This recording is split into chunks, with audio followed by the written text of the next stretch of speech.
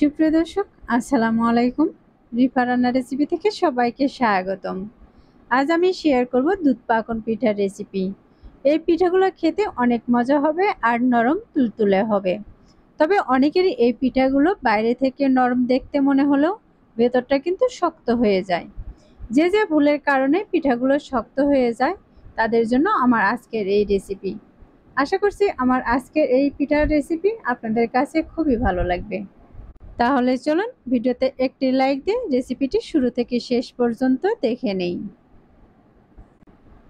আজকের এই রেসিপিটি বানানোর জন্য প্রথমে একটি কড়াইতে দিয়ে দিচ্ছি 1 কাপ পরিমাণে পানি। আর এই পানির মাঝে দিয়ে দিচ্ছি সামান্য পরিমাণে লবণ। এই পানিটা যখন এরকম ফুটতে শুরু করবে তখন আমি একটু নেড়ে নেব। এখন এই পানির মাঝে দিয়ে দিচ্ছি আমি 1 টেবিল চামচ পরিমাণে সাদা তেল। এই তেলটা দিলে কিন্তু এই আটাটা খুবই সফট হবে। এখন এর মাঝে দিয়ে দিচ্ছি 1 কাপ পরিমাণে আটা। আমরা যে আটাটা দিয়ে রুটি বানাই সেই আটাটাই আমি এখানে দিয়ে দিয়েছি। এবার পানির সাথে নেড়েচেড়ে খুব ভালোভাবে মিশিয়ে নিব। দেখতে পাচ্ছেন এটা কিন্তু খুব ভালোভাবে মিশিয়ে নিয়েছি। এটা মেশানো হয়ে গেছে। এখন আমি ঢাকনা দিয়ে ঢেকে রাখবো আরও কিছুক্ষণের জন্য। আর এ পর্যায়ে চুলাটা কিন্তু অফ করে দিব। এবার 2 মিনিট পর আমি ঢাকনাটাকে উঠিয়ে নিচ্ছি আর এগুলোকে একটি প্লেটে উঠিয়ে নিচ্ছি।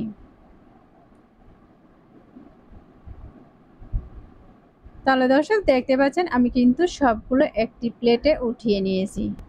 এখন হাত দিয়ে এগুলোকে একটু চেপে মাখিয়ে নিব। এগুলো মাখানোর পর কিন্তু খুবই নরম হয়ে যাবে। এখন এই ডোটাকে আমি এভাবে হাত দিয়ে চেপে চেপে 1-2 মিনিটের মতো মাখিয়ে নিব। আর মাখানোর পর দেখেন এই ডোটা কিন্তু একটু সফট হয়ে এসেছে। এখন এর মাঝে আমি একটি ডিম ফেটিয়ে রেখেছিলাম। সেই ডিম আবারও একটু ফেটিয়ে নিচ্ছি। আর এই ডিমটা আমি পুরোটা দিব না, 3 ভাগের 1 ভাগ ডিমের অংশ আমি দিয়ে দিচ্ছি। এখন এই ডিমটাকে আটার সাথে খুব ভালোভাবে মাখিয়ে নিতে হবে। এটা মাখানোর পর দেখেন খুবই নরম হয়ে এসেছে। এখন আমি এর মাঝে দিয়ে দিচ্ছি হাফ চামচের মতো ঘি। এই ঘিটা দিলে এই পাকন পিঠার ফ্লেভারটা কিন্তু খুবই সুন্দর আসে। আপনাদের হাতের কাছে যদি ঘিটা না থাকে তাহলে ঘিয়ের পরিবর্তে 1 টেবিল চামচ পরিমাণ সাদা তেলও দিতে পারেন। আর এই ঘিয়ের সাথে এই আটাটাকে খুব ভালোভাবে মাখিয়ে নিব। এগুলো মাখানোর পর দেখেন হাত থেকে কিন্তু সবগুলো পরিষ্কার হয়ে গেছে আর খুব সুন্দর একটি ডো তৈরি হয়েছে। আমি এখান থেকে সামান্য পরিমাণের ডো হাতে নিয়ে নিচ্ছি। এবার এই ডোটা আমি হাতে নিয়ে চেপে চেপে একটু সমান করে নিব। এবার 2 হাতে তালুর মাঝে দিয়ে আর একটু গোল করে নিব। এবার হাত দিয়ে চেপে একটু বড় করে নিচ্ছি। দেখতে পাচ্ছেন এটা কিন্তু খুব সুন্দরভাবে গোল হয়ে এসেছে। এখন আমি এই পিঠাটাকে একটি ছুরি দিয়ে ডিজাইন করে নিব। আপনারা চাইলে এই পিঠাটা কিন্তু একটি চামিচ দিয়েও ডিজাইন করে নিতে পারেন। আমি এভাবে চতুর্পাশ থেকে দাগ কেটে সুন্দর একটি ডিজাইন দিয়ে নিব। দেখতে পাচ্ছেন আমি এই কাজটা কিভাবে করে দেখাচ্ছি। এই একইভাবে কিন্তু আপনারা চামিচ দিয়েও করে নিতে পারেন। এবার আমি চাকু দিয়ে উপরে ফুলের ডিজাইনটা দিয়ে নিচ্ছি।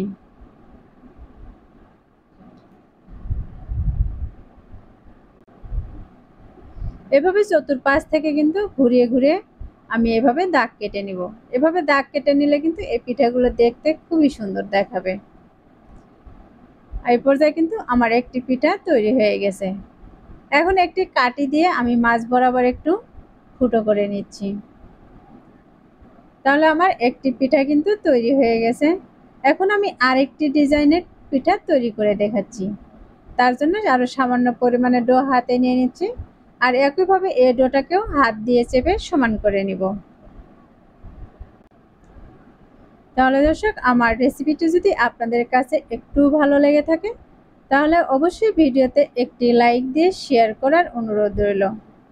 আর আমার চ্যানেলে নতুন এসে থাকলে চ্যানেলটি সাবস্ক্রাইব করে বেল আইকনটি অন করে রাখবেন। তাহলে আমি নতুন কোনো রেসিপি আপলোড দেওয়ার সাথে সাথে আপনার কাছে পৌঁছে যাবে। আর খুব সহজেই রেসিপিটি দেখে নিতে পারেন। দেখতে পাচ্ছেন আমি একইভাবে কিন্তু আরেকটি পিঠা ডিজাইন করে নিচ্ছি।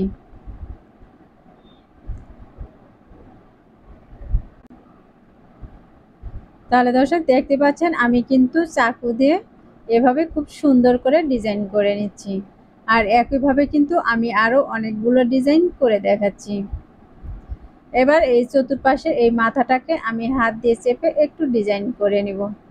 আর এভাবে ডিজাইন করে নিলে কিন্তু দেখতে আরো সুন্দর দেখা যাবে।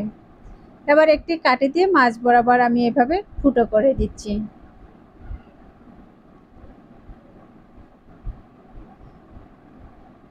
তাহলে দর্শক দেখতে পাচ্ছেন আমি কিন্তু একইভাবে আরেকটি পিঠাও ডিজাইন করে নিয়েছি।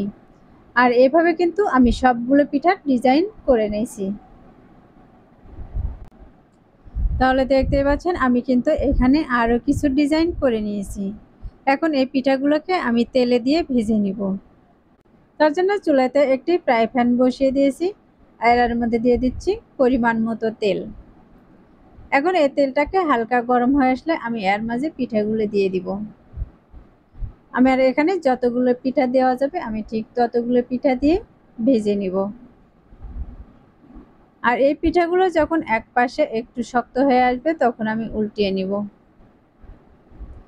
এবার আমি এক এক করে কিন্তু সবগুলো পিঠা এভাবে উল্টিয়ে নিচ্ছি। এই পিঠাগুলো বানানো কিন্তু খুবই সহজ।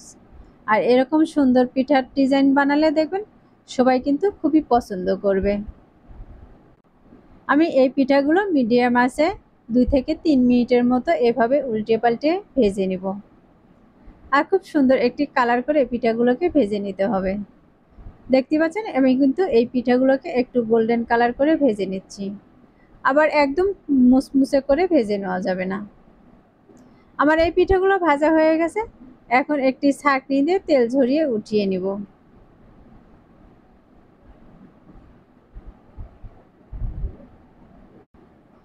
এখন এই পিঠাগুলো থেকে এক্সট্রা তেল ঝরার জন্য আমি একটু টিস্যু পেপারের উপরে রেখে দিচ্ছি। এই পিঠাগুলোকে ভিজানোর জন্য আমি এখানে দিয়ে দিচ্ছি 1/2 লিটারের মতো লিকুইড দুধ আর দিয়ে দিয়েছি 1/2 কাপের মতো চিনি। এখন আমি এর মাঝে দিয়ে দিচ্ছি 2টি সাদা এলাচ। আপনারা যদি মনে করেন মিষ্টির পরিমাণটা কম হবে তাহলে আর একটু বাড়িয়ে দিতে পারেন। এখন এই দুধটাকে আমি 2 থেকে 3 মিনিটের মতো জাল করে নিব। বেশ কয়েকবার দুধে এরকম করে বলক উঠিয়ে নিব। আর দেখতে পাচ্ছেন এই পর্যায়ে কিন্তু দুধটা অনেকটাই ঘন হয়ে এসেছে। এখন এর মাঝ থেকে আমি যে মশলাটা দিয়েছি এই মশলাটাকে উঠিয়ে নিব। এই দুধটা কিন্তু এখন জাল করা হয়ে গেছে আর এই পর্যায়ে আমি চুলাটাকে কিন্তু অফ করে দিব। এখন যে পিঠাগুলো ভেজে রেখেছিলাম সেই পিঠাগুলো আমি এই দুধের মধ্যে দিয়ে দিব। একটি চা হাতা দিয়ে আমি এগুলোকে একটু নেড়ে নিব। এবার ঢাকনা দিয়ে ঢেকে রাখবো 2 থেকে 3 ঘন্টার জন্য। আমি এই পিঠাগুলোকে 3 ঘন্টার মতো ভিজিয়ে রেখেছিলাম। এবার 3 ঘন্টা পরে ঢাকনাটাকে উঠিয়ে নিচ্ছি আর এই পিঠাগুলোকে আমি একটি প্লেটে উঠিয়ে নিচ্ছি।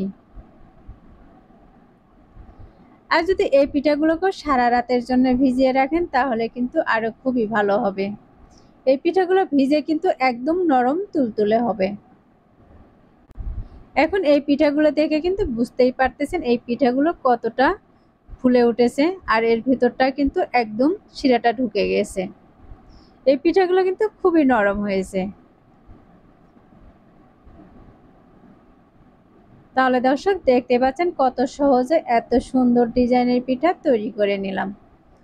আপনারা কিন্তু বাসায় অবশ্যই ট্রাই করবেন আর আমার সাথে পিকচার শেয়ার করবেন। এখন এখান থেকে আমি একটি পিঠাকে কেটে দেখিয়ে দিচ্ছি কতটা নরম হয়েছে। আশা করছি আমার আজকের রেসিপি আপনাদের কাছে খুবই ভালো লেগেছে। রেসিপি ভালো লাগলে ভিডিওতে একটি লাইক দিয়ে শেয়ার করার অনুরোধ রইল।